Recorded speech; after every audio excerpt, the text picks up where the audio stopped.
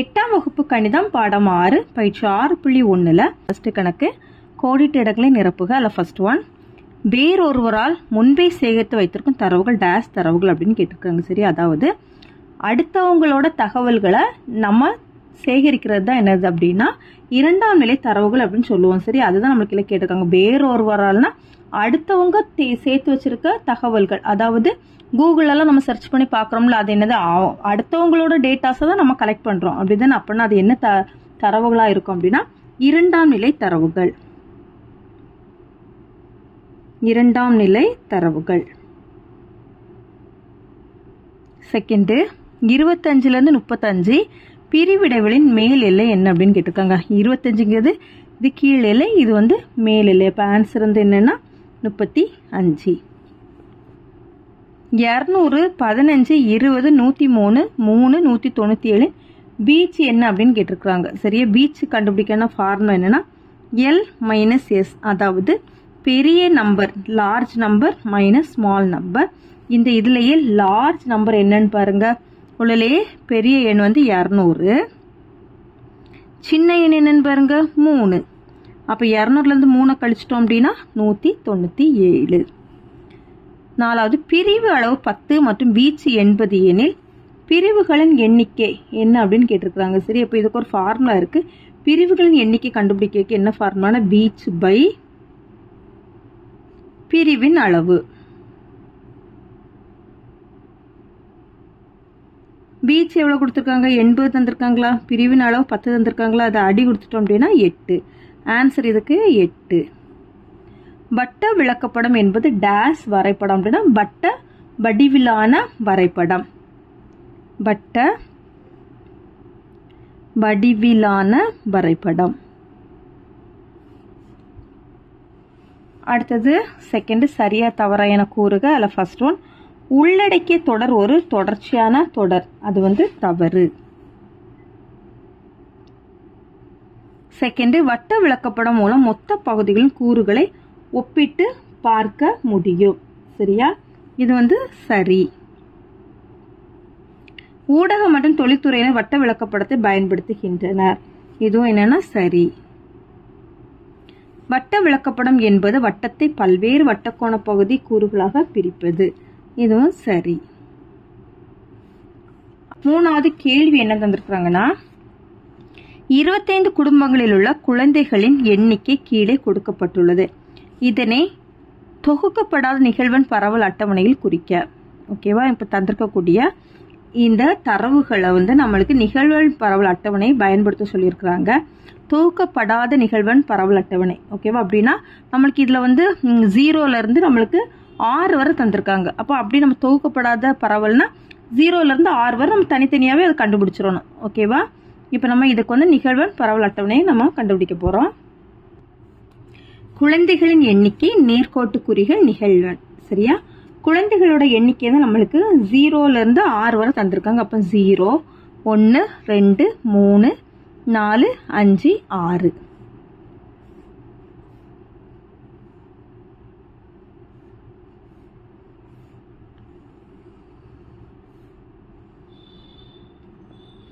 இப்போ நேர்கோட்டு குறிகள் குறிக்க போறோம். சரியா, இப்போ 0 எத்தனை முறை வந்திருக்குன்னு பாருங்க.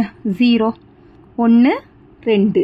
சரி, அப்போ இதுல வந்து 2 நேர்கோட்டு குறிகள். இங்க நிகழ்வெண்ல 2ன்னு போடணும். அடுத்து 1 எத்தனை முறை வந்திருக்குன்னு பாருங்க. 1, 2, 3, 4, 5, 6 முறை வந்திருக்கு. அப்போ 1, 2, 3, 4. அடுத்து 5வது கோடை எப்படி போடணும்னா இந்த மாதிரி இப்படி கிராஸா போட்டுருணும். ஓகேவா, இது இப்போ இதுக்கு என்ன அர்த்தம்? 5வது கோடு நம்ம போட்டிருக்கோம்னு அர்த்தம். 6. சரி, இப்போ நிகழ்வெண்ல 6. அடுத்த 2 எத்தனை முறை வந்திருக்குன்னு பார்க்கலாம். 1, 2, 3, 4, 5, 6 தடவை வந்திருக்கு. 1, 2, 3, 4. அடுத்த 5வது இப்படி கிராஸா போட்டுருங்க. 6. இப்போ மொத்தம் 6.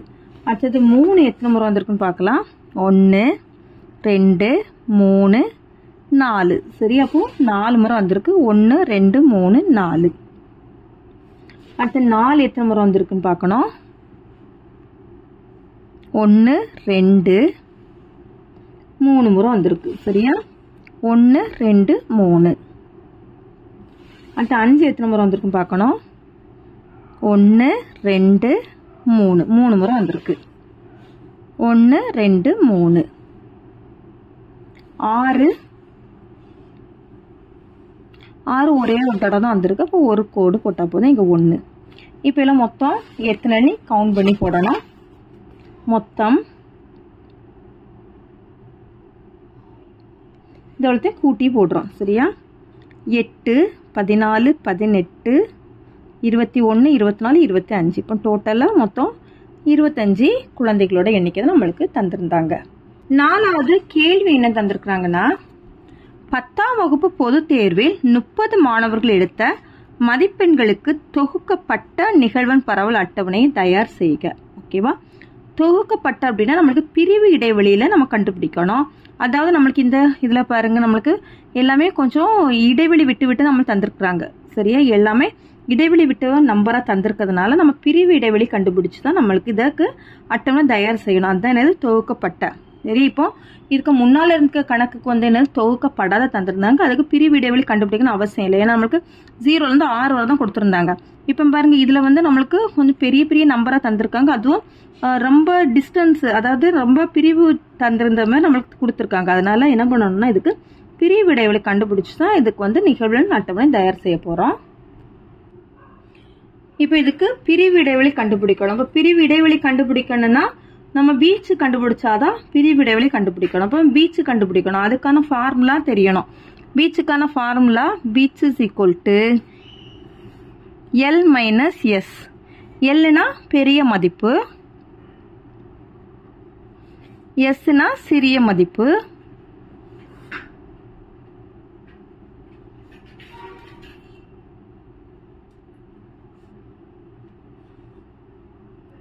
இப்போ இதில் என்ன பெரிய மதிப்பு நம்ம பார்க்கணும். இதில் பார்த்தீங்க அப்படின்னா 495 தான் பெரிய மதிப்பு. 495. சிறிய மதிப்பு வந்து 157. இப்போ பீச்சு கண்டுபிடிச்சிட்டோம் அப்படின்னா 495லேருந்து 157 கழிக்கிறோம். கழிச்சா 338 கிடைக்குது. இப்போ என்னன்னா இதில் தந்திருக்கக்கூடிய இந்த மதிப்பெண்கள் வந்து 157லேருந்து 495 வரை இருக்கு. அப்போ நம்ம வந்து 100ன்னு நம்ம என்ன பண்ணலாம்? பிரிவு இடைவெளி எடுத்துக்கலாம். ஓகேவா? 100லேருந்து 200, 200லேருந்து 300, 300லேருந்து 400, 400லேருந்து 500 வரை அப்போ நம்ம பிரிவு இடைவெளி எடுத்துக்கலாம். அப்போ நம்ம எத்தனை பிரிவு இடைவெளி எடுத்துக்கணும் அது நம்ம எப்படி கண்டுபிடிக்கலாம்னா, பிரிவு இடைவெளியோட எண்ணிக்கை, அதுக்கு ஃபார்முலா இருக்கு. பிரிவு இடைவெளியின் எண்ணிக்கை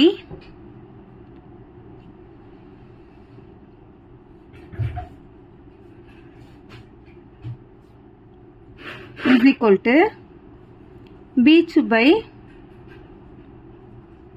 பிரிவின் அளவு.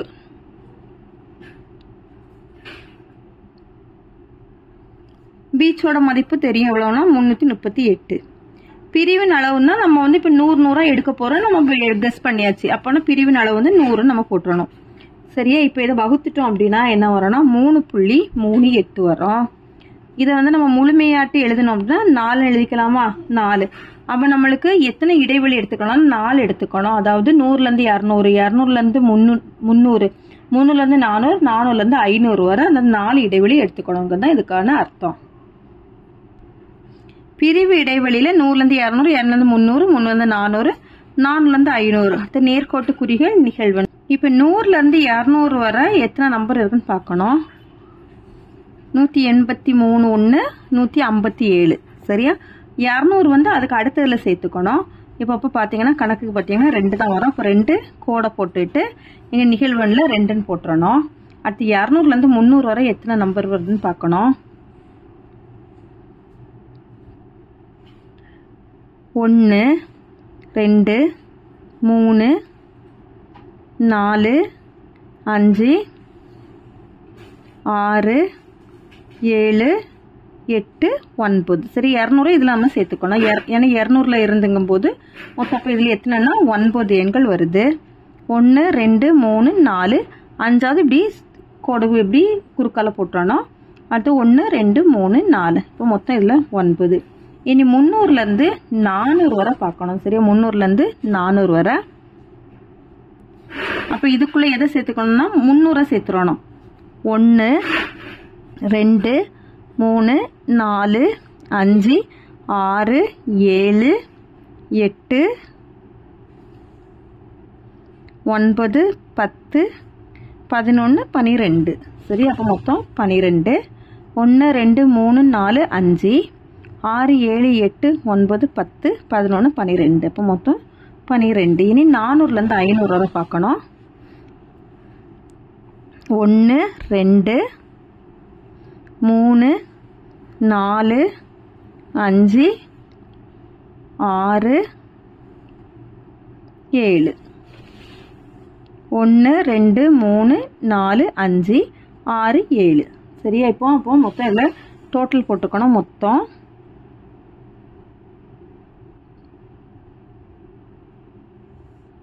19 28 30.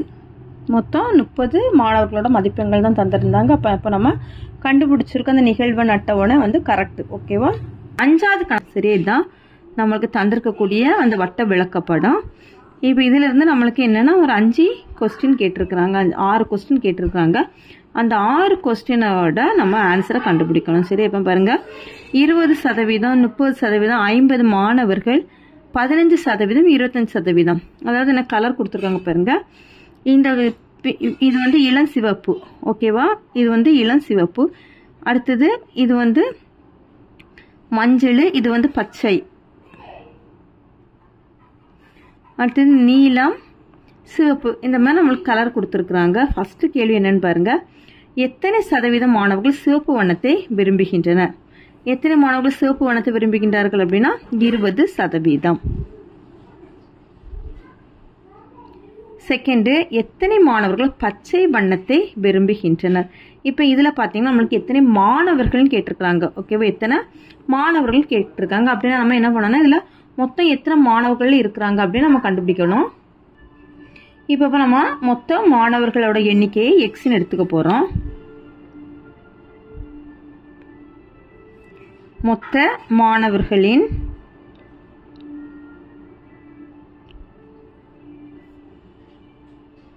எண்ணிக்கை எக்ஸ் என்க. இப்போ நம்மளுக்கு என்னன்னா மஞ்சளில் மட்டும்தான் நம்மளுக்கு 50 மாணவர்கள் விரும்புகிறாங்கன்னு தந்திருக்காங்க. சரியா? மீதி எல்லாமே சதவீதம் தான் கொடுத்துருக்காங்க. இப்போ சதவீதம்னா எவ்வளோ அப்படின்னா 100. சரி, அப்போ 100ல் இருந்து இது எல்லாத்தையுமே என்ன பண்ண போகிறோம்னா கழிக்க போகிறோம். சரியா? அது அப்போ மைனஸை பொதுவாக போட்டுக்கிட்டு இதில் இருக்கக்கூடியது எல்லாத்தையுமே எழுதிக்கோங்க. 20 + 30 + 25 + 15 100 மைனஸ் இதெல்லாத்தையும் கூட்டணும் அப்படின்னா 50 75 90 90. இப்போ 100லேருந்து 90 கழிச்சோம்னா 10%. இப்போ எக்ஸில் 10%னா எவ்வளோ மாணவர்கள்னா 50 மாணவர்கள். எக்ஸில் 10%தான் எவ்வளோ? 50 மாணவர்கள். இப்போ நம்ம எக்ஸோட வேல்யூவை கண்டுபிடிக்கணும் அப்படின்னா எக்ஸ் பெருக்கல் 10/100 = 50. இல்லை இந்த எக்ஸோட வேல்யூவை கண்டுபிடிச்சிட்டோம்னா எக்ஸ் = 50 பெருக்கல் இது அப்படியே வலது பக்கம் கொண்டு போனால் 100/10. 0வும் 0 கேன்சல் பண்ணிட்டோம் அப்படின்னா 5ஐயும் 100ஐயும் பெருக்கணும் அப்படின்னா 500. அப்போ மொத்த மாணவர்கள் எவ்வளோ பேர் அப்படின்னா 500. தேர்ஃபோர் மொத்த மாணவர்கள்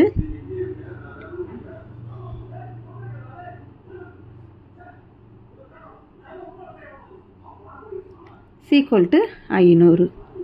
சரி, இப்போ நம்ம 2வதுக்கான ஆன்சரை கண்டுபிடிக்க போகிறோம். நம்ம மாணவர்கள் கண்டுபிடிச்சிட்டோம். இப்போ அப்படின்னா எத்தனை மாணவர்கள் பச்சை வண்ணத்தை விரும்புகிறார்கள் அப்படின்னு கேட்டிருக்கிறாங்க. சரியா? எத்தனை மாணவர்கள் பச்சை வண்ணத்தை விரும்புகிறார்கள்? பச்சையில் எத்தனை சதவீதம் அப்படின்னா 15%. அப்போ 500ல்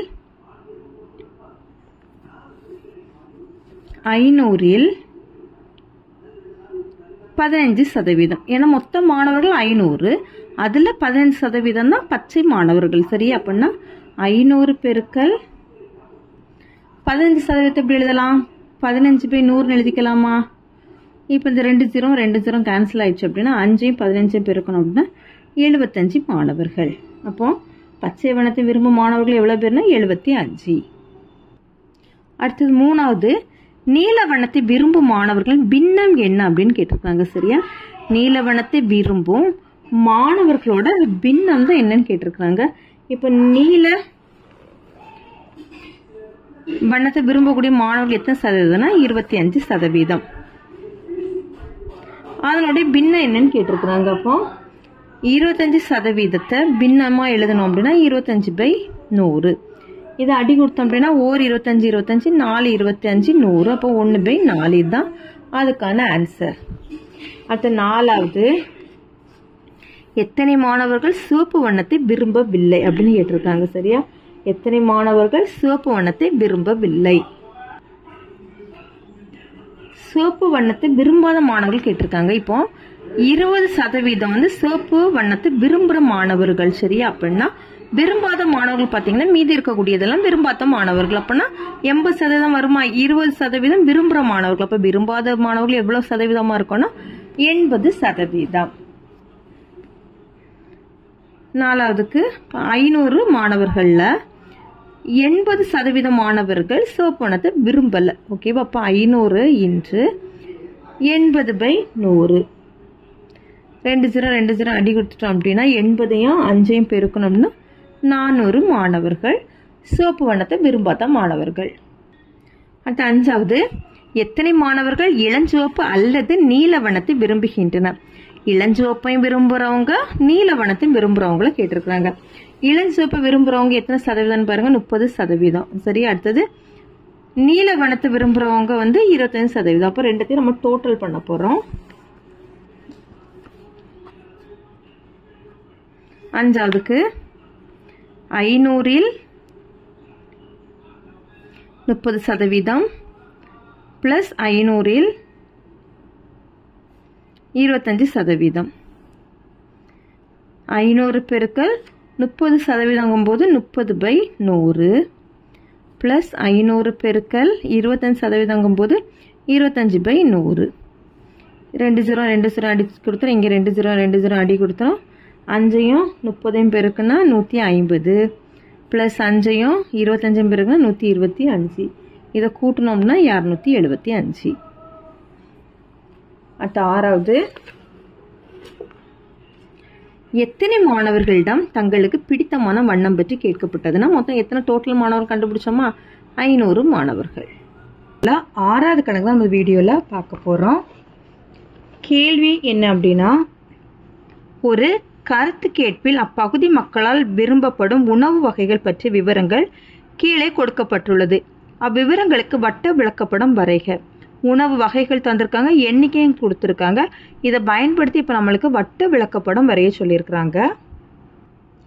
வட்ட விளக்கப்படம் வரையணும் அப்படின்னா மொத்த மக்கள் தொகை நம்மளுக்கு எவ்வளோன்னு தெரியணும். அப்போ நம்மளுக்கு இங்கே தந்திருக்கக்கூடிய இந்த மக்கள் தொகை எல்லாத்தையும் நம்ம ஆட் பண்ண போகிறோம். 160 90 80 50 30 40 இவ்வளோத்தையும் நம்ம இப்போ என்ன பண்ண போகிறோம்னா டோட்டல் பண்ண போகிறோம். ஓகேவா? தீர்வு: மொத்த மக்கள் தொகை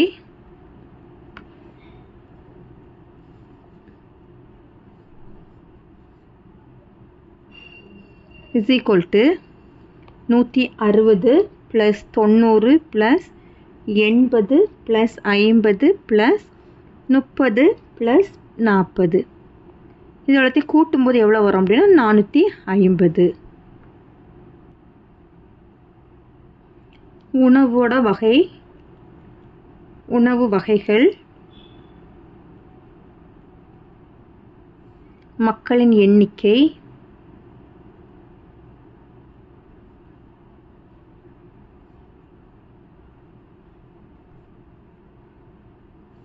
மைய கோணம். அதாவது நம்ம தீட்டாவோட மதிப்பை நம்ம கண்டுபிடிக்க போகிறோம். மைய கோணத்தோட மதிப்பை நம்ம கண்டுபிடிக்க போகிறோம். சரியா? இப்போ இந்த மைய கோணத்தோட மதிப்பை கண்டுபிடிக்கணும்னா அதுக்கான ஃபார்முலா இருக்குது. மைய கோண அளவு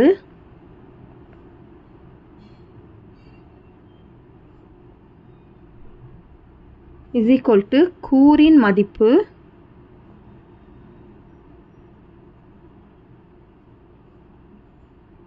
பை மொத்த மதிப்பு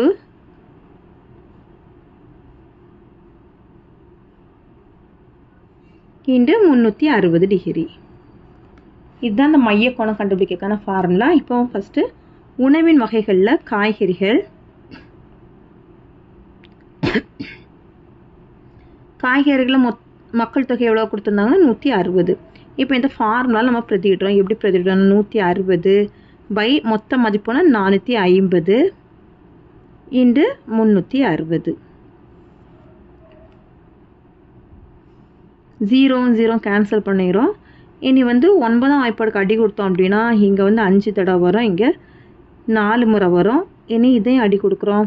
4 5 5 3 5 15 மீதி 1 2. சரி, அப்போ 32 பெருக்கல் 4. 32ஐயும் 4ஐயும் பெருக்கணும் அப்படின்னா 128 டிகிரி. ஃபஸ்ட் இதோட மதிப்பை கண்டுபிடிச்சிட்டோம். அடுத்தது மாமிசம். மக்களின் எண்ணிக்கை வந்து 90. இங்கே 90 பை 450 இன்டு 360. 0 கேன்சல் பண்ணிடுறோம். 9 வாய்ப்பாடுக்கு அடி கொடுத்தோன்னா 4 9 36 I 9 45 1 5 5 1 5 5 மீதி 4 40ல் 8. இப்போ 18 இன்ட்டு 4 18 4 பெருக்குன்னா 72 டிகிரி.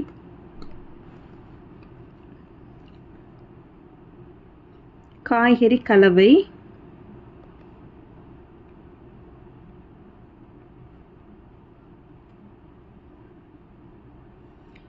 எண்பது பை 450 இன்டு 360 டிகிரி. அதே போல் கேன்சல் பண்ணிட்டோம் அப்படின்னா இங்கே 4 வரும், இங்கே 5 வரும். 1 5 5 1 5 5 மீதி 3 6. 16 இன்ட்டு 4 = 64 டிகிரி. அடுத்த பழங்கள்.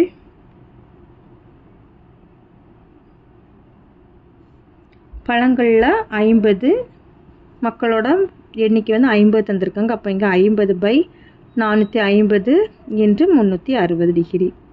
0 கேன்சல் பண்ணிட்டோன்னா இங்கே 4 இங்கே 5 1 5 5 10. இங்கே அப்போ 10 பெருக்கல் 4 = 40 டிகிரி. அடுத்தது முளைக்கட்டிய தானியங்கள்.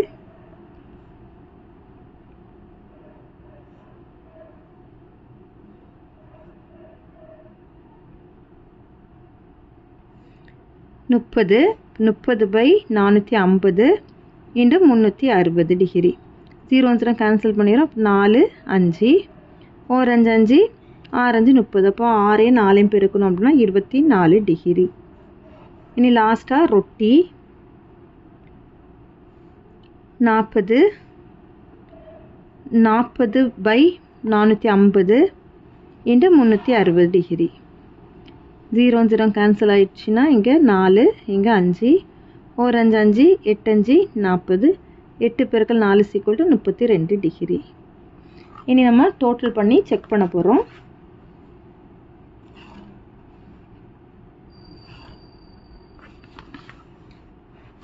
மொத்தம் இந்த எவ்வளோத்தையும் கூட்டும்போது 450. இப்போ நம்ம கண்டுபிடிச்சிருக்க இந்த மதிப்புகளை கூட்டினோன்னா அது நம்மளுக்கு 360 டிகிரி கிடைக்கணும். சரியா? 128 72 64 40 24 32 இது எல்லாத்தையும் கூட்டும்போது நம்மளுக்கு எவ்வளோ கிடைக்கணும்னா 360 கிடைக்கணும். இது நம்மளுக்கு கூட்டும்போது நம்மளுக்கு கரெக்டாக 360 டிகிரி வந்துடுது. சரியா? 360 டிகிரி. இனி நம்ம வட்ட விளக்கப்படம் வரைய போகிறோம். வட்ட விளக்கப்படத்தில் நம்ம ஃபஸ்ட்டு ஒன்று காய்கறிகள். உணவு வகைகளில் கொடுத்துருக்காங்களா அந்த ஆர்டர் படி நம்ம நம்பர் போட்டுக்கிறோம். காய்கறிகள். செகண்ட் ஒன்று மாமிசம். தேர்ட் ஒன் காய்கறி கலவை.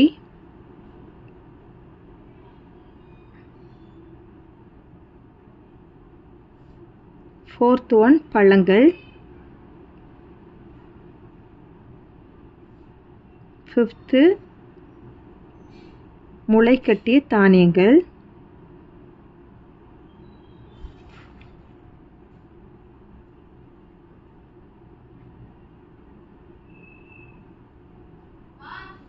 6th ரொட்டி.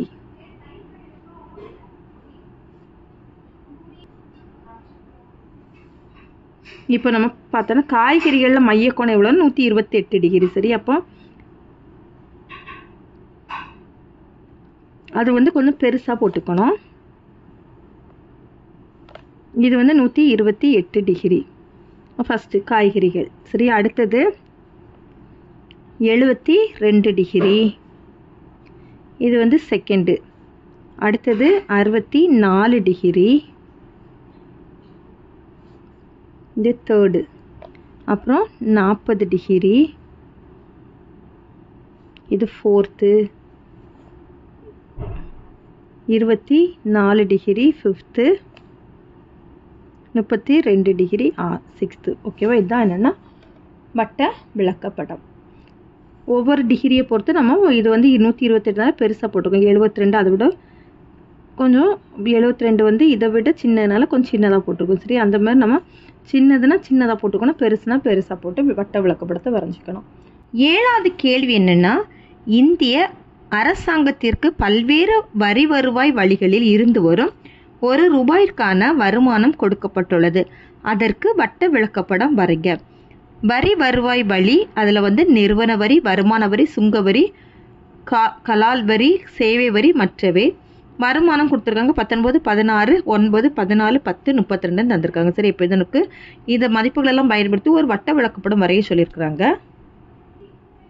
தீர்வில் இப்போ மொத்தம் கண்டுபிடிக்கணும். மொத்தங்கும் போது நம்மளுக்கு வருமானத்தில் தந்திருக்கத 19 + 16 + 9 + 14 + 10 + 32 இதெல்லாத்தையும் கூட்டும்போது நம்மளுக்கு 100 கிடைக்கும். சரியா? இனி வந்து மையக்கோணம் கண்டுபிடிக்கணும். அந்த மையக்கோணத்துக்கான ஃபார்முலா என்ன அப்படின்னா, மையக்கோணம் =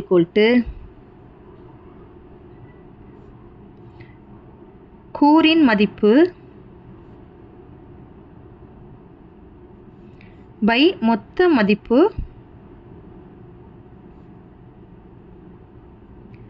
இன்று 360 டிகிரி. சரியா? இந்த ஃபார்முலா தான் நம்ம எல்லாத்துக்கும் பயன்படுத்த போகிறோம்.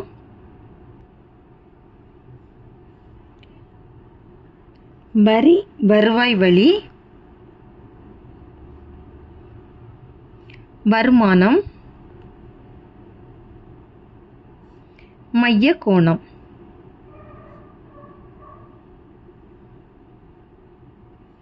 இப்போ இல்லை நிறுவன வரி, அதில் வருமானம் எவ்வளோனா 19. இனி வந்து ஃபார்முலா அப்ளை பண்ணுறோம். கூறின் மதிப்பு வந்து 19 பை மொத்த மதிப்பு 100 கண்டுபிடிச்சிருந்தோம். அப்போ 100 × 360. இது 0வும் 0வும் கேன்சல் பண்ணிடுறோம். அடுத்து இந்த 36ஐயும் 10ஐயும் இல்லைன்னா 19ஐயும் 36ஐயும் பெருக்கி 10ஆல் டிவைட் பண்ணிக்கலாம். ஓகேவா? 19ஐயும் 36ஐயும் பெருக்கிறோம். பெருக்கும்போது எவ்வளோ வரும் அப்படின்னா 684 பை 10. அப்படின்னா இல்லை தசமம் தள்ளி வைக்கும்போது இங்கே 10 இருக்கிறதுனால இங்கே ஒரு தசமம் தள்ளி புள்ளி வைக்கிறோம். 68.4 டிகிரி. ஓகேவா? அடுத்த செகண்டு வருமான வரி. இதில் 16. இப்போ 16/100 × 360 டிகிரி. 0 0 கேன்சல் பண்ணிடுறோம். இனி 16ஐயும் 36ஐயும் பெருக்கிட்டோம் அப்படின்னா 576 வரும் பை 10. இனி தசம் வைக்கும்போது 57.6 டிகிரி. சுங்கவரி. சுங்கவரியில் 9. 9/100 × 360 டிகிரி = 0 0 கேன்சல் ஆகிறோம். 9ஐயும் 36ஐயும் பெருக்கணும் அப்படின்னா 324 பை 10. தசமம் தள்ளி புள்ளி வைக்கும்போது 32.4 டிகிரி. அடுத்தது கலால் வரி. அதில் 14. 14/100 × 360 டிகிரி. 0 0 கேன்சல் ஆகிறோம். 14ஐயும் 36ஐயும் பெருக்கிறோம் அப்படின்னா 504. 504/10. தசம் வைக்கும்போது 50.4 டிகிரி. அடுத்து சேவை வரி.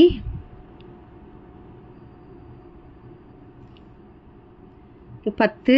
10/100 × 360. 0 0 கேன்சல் பண்ணிடுறோம். இனி 10 36 பெருக்கும்போது 360 பை 10. சரி, இப்போ தசம தள்ளி புள்ளி வைக்கும்போது 36 டிகிரி. தசம புள்ளி வைக்கும்போது இங்கே தசமம் வரும், அப்போ 36.0ன்னு வரும். தசமத்தை வலது பக்கமாக இருக்கக்கூடிய 0க்கு வேல்யூ கிடையாது. அப்போ ஆன்சர் வந்து 36 டிகிரி. அடுத்து லாஸ்ட்டு மற்றவை. மற்றவையில் இங்கே 32 பை 100 இன்ட்டு 360 டிகிரி. இதையும் 0 0 கேன்சல் பண்ணிடுறோம். 32 36 பெருக்கணும் அப்படின்னா 1152. இது ஒரு பை 110 வருமா, ஒரு தசம தள்ளி புள்ளி வைக்கும்போது 115.2 டிகிரி. மொத்தம் இதோடத்தையும் கூட்டும்போது 100, இதுலத்தையும் கூட்டும்போது 360 டிகிரி கிடைக்கும். சரியா, இப்போ இனி அடுத்த வட்ட விளக்கப்படம் வரைய போகிறோம். வட்ட விளக்கப்படத்தில் 1வது வந்து என்னது, நிறுவன வரி.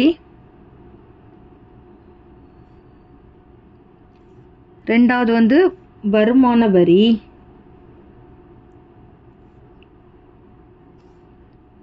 3வது வந்து சுங்க வரி.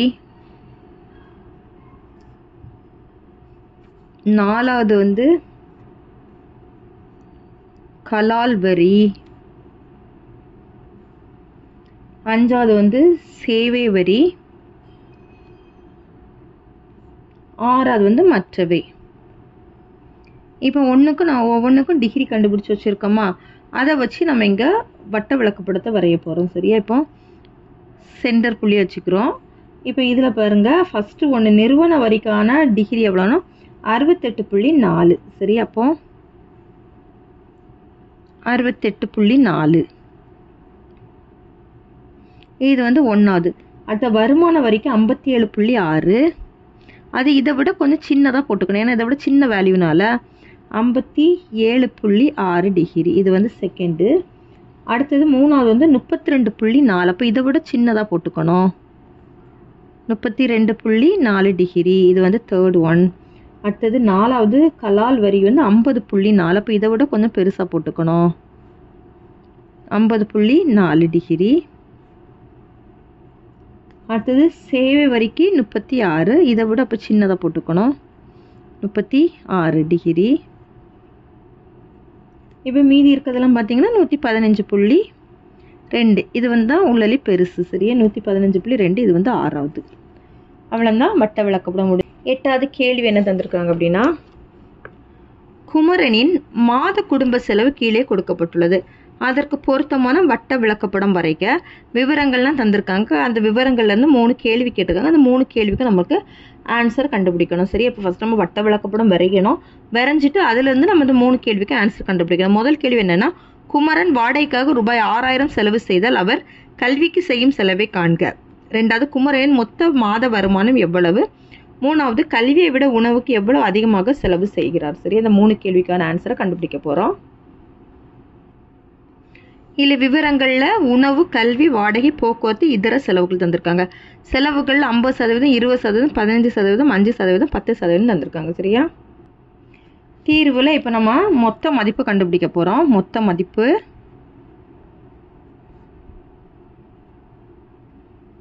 இஸ் ஈக்குவல் டு அதில் இருக்கக்கூடிய செலவுகள் எல்லாத்தையும் கூட்ட போகிறோம். சரி, 50% ப்ளஸ் 20% ப்ளஸ் 15% ப்ளஸ் 5% ப்ளஸ் 10% எல்லாத்தையும் கூட்டும்போது 100%. ஓகேவா, 100%.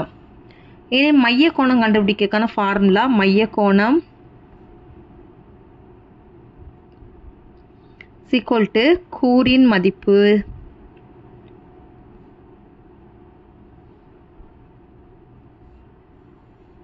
பை மொத்த மதிப்பு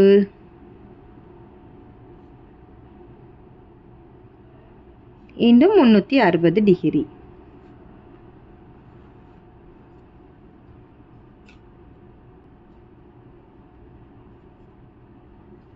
விவரங்கள்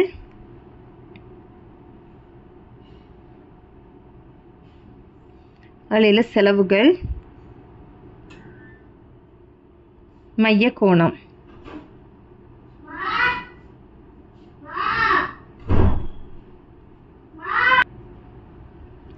அதில் உணவு, உணவில் 50%. சரியா, உணவில் 50%. இப்போ அப்போ கூறின் மதிப்பு எவ்வளவு? 50. மொத்த மதிப்பு எவ்வளவு? 100 × 360 டிகிரி. ஓர் 50 50, 2 50 100, 1 180 டிகிரி. சரியா, ஓர் 2 2, 360ல் 2ஆம் வாய்ப்பாடு 180 முறை வரும். அப்போ 180 டிகிரி. அடுத்து செகண்டு. அடுத்து கல்வி. கல்விக்கு 20%. அப்போ 20/100 × 360 டிகிரி. இந்த 100 360 எதுக்குமே சேஞ்ச் ஆகாது. ஏன்னா மொத்த மதிப்பு 100 தான். 360 நம்மளுக்கு அந்த ஃபார்முலா வரக்கூடியது, அதனால சேஞ்ச் ஆகாது. இது மட்டும் கூறின் மதிப்பு மட்டும் சேஞ்ச் ஆகும். ஓகேவா, ஒவ்வொன்றுக்கும் ஒவ்வொரு வேல்யூ இருக்கிறதுனால அது மட்டும் தான் சேஞ்ச் ஆகிக்கும். இதை அடி கொடுக்குறோம். ஓர் 20 20, ஐ 20, 100. இதை கேன்சல் பண்ணும்போது ஓர் 5 5, 7 5 35, மீதி 1 2 5 10. இப்போ 72 டிகிரி. அடுத்து மூணாவது வாடகை. அது 15%. 15/100 × 360 டிகிரி. இப்போ இதில் பார்த்தீங்கன்னா 0 0 கேன்சல் பண்ணிட்டோம். இதை வந்து 5ஆம் வாய்ப்பாடுக்கு அடி கொடுத்தோன்னா 3. இதில் 5ஆம் வாய்ப்பாடு கொடுத்தோம் 2. ஓ 2 2 18. இனி 18ஐயும் 3ஐயும் பெருக்கணும் அப்படின்னா 54 டிகிரி. அடுத்தது போக்குவரத்து.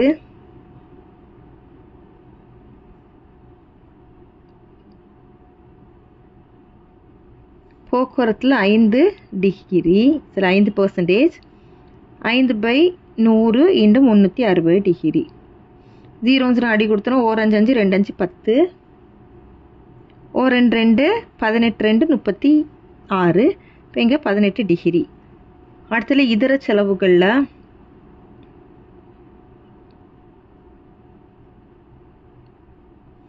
10%. 10/100 × 360 டிகிரி. 0 0 கேன்சல் ஆயிரும். 10 10 அடி கொடுத்துட்டோம்னா 36 டிகிரி. மொத்தம் இது எல்லாத்தையும் கூட்டணும் அப்படின்னா 100%. இது எல்லாத்தையும் கூட்டணும்னா 360 டிகிரி. இனி நான் இப்போ வட்ட விளக்கப்படம் வரைய போகிறோம். வட்ட விளக்கப்படத்தில் ஃபஸ்ட்டு ஒன்று உணவு, செகண்ட் ஒன்று கல்வி, தேர்ட் ஒன்று வாடகை, ஃபோர்த் ஒன்று போக்குவரத்து,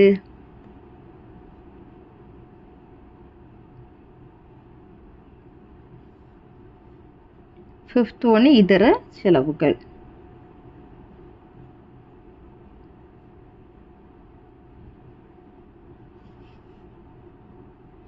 இப்போ உணவுக்கு நம்ம மையக்கோணம் எவ்வளோ கண்டுபிடிச்சிருக்கோம்? 180 டிகிரி. சரி, அப்போ இதில் அப்படியே நம்மளுக்கு பாதி வந்துடும். ஏன்னா 360 ஒரு வட்டத்தோட நம்மளுக்கு மையக்கோணம் எவ்வளோன்னா 360 டிகிரி. அப்போ அதில் பாதி எவ்வளோ? 180 டிகிரி. 180 டிகிரி ஒன்றாவதுக்கு நம்மளுக்கு போயிடும். அடுத்த செகண்டுக்கு 72 டிகிரி. சரி, அப்போ 72 டிகிரி. இது வந்து செகண்டு.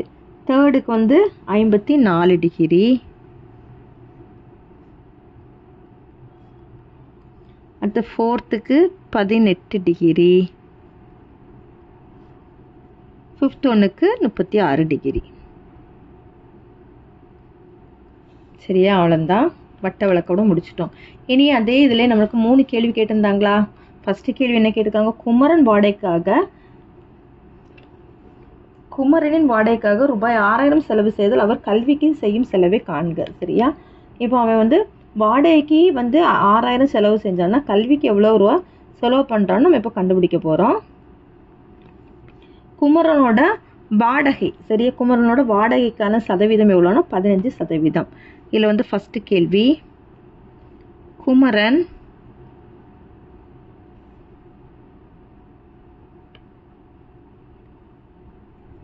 வாடகைக்காக ரூபாய் 6000 செலவு செய்கிறார்.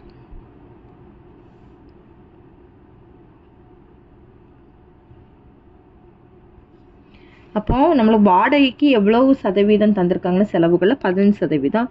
எக்ஸில் 15% தான் எவ்வளோன்னா 6000 ரூபாய்.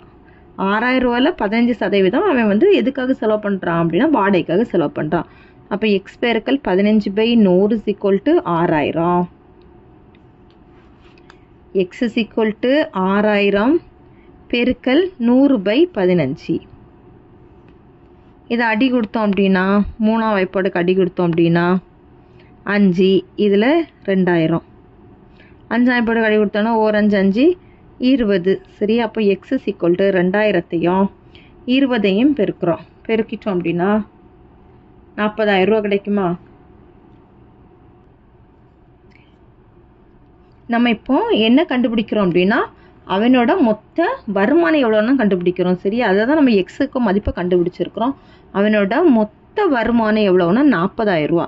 அந்த 40000 ரூபாயில் 15% அவன் வாடகைக்காக செலவு பண்ணுறான். சரியா, இனி வந்து கல்விக்கு அவன் எவ்வளோ ரூபா செலவு பண்ணுறான்னு தான் கேட்டிருக்காங்க. இது வந்து எவ்வளோ 40000ங்கும் போது அவனுடைய மொத்த வருமானம், அந்த மொத்த வருமானத்தில் 15% வந்து எவ்வளோ வாடகைக்கு செலவு பண்ணுறான். அப்போ நம்மளுக்கு கல்விக்கு எவ்வளோ செலவாகுதுன்னு கண்டுபிடிக்க போகிறோம். கல்விக்கு செய்யும் செலவு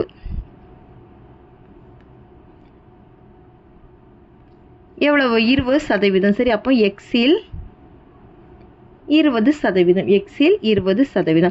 நம்ம தான் எக்ஸுக்கான மதிப்பை கண்டுபிடிச்சிட்டோம். எவ்வளவு? 40000ல் 20% வந்து கல்விக்கு செலவு பண்ணுறான். இப்போ இதில் 0 0 கேன்சல் பண்ணிடுறோம். இந்த 0 கேன்சல் பண்ணிட்டோம் அப்படின்னா 4000 × 2 எவ்வளவு?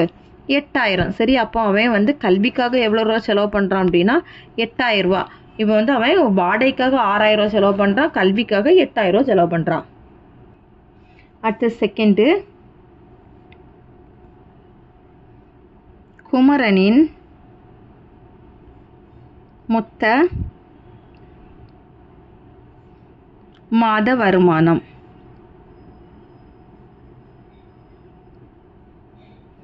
எவ்வளோன்னா ரூபாய் 40000. அடுத்த 3வது கேள்வி, கல்வியை விட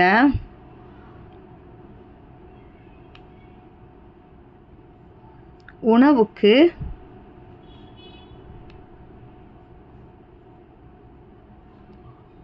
எவ்வளவு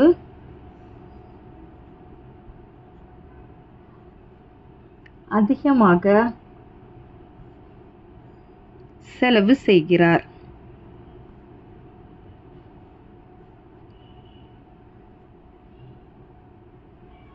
கல்வியை விட உணவுக்கு எவ்வளவு அதிகமாக செலவு செய்கிறாரு. சரியா, இப்போ வந்து கல்வி பார்த்தீங்கன்னா எவ்வளவுனா 20%, உணவுக்கு எவ்வளவு? 50%. சரி, அப்போ எவ்வளோ ரூபா செலவு பண்ணுறாங்கன்னு பார்த்தீங்கன்னா 30%. 50லேருந்து 20 நம்ம கழிச்சு பார்க்கணும். கழிச்சோன்னா 30 வருமா? எக்ஸில் 50லேருந்து 20 கழிக்கிறோம். எக்ஸில் 30%. எக்ஸுங்கும் போது 40000 × 30/100. 0 0 கேன்சல் ஆயிரும், இந்த 0 0 கேன்சல் ஆயிரும். இப்போ 4000 × 3 எவ்வளோ வரும்? 12000. அப்போ அவன் கல்வியை விட உணவுக்கு எவ்வளோ ரூபா செலவு பண்ணுறான் அப்படின்னா ரூபாய் 12000. அவ்வளோதான் இந்த கணக்கு. இதோட இந்த பயிற்சி முடிஞ்சிருச்சு. தேங்க்யூ.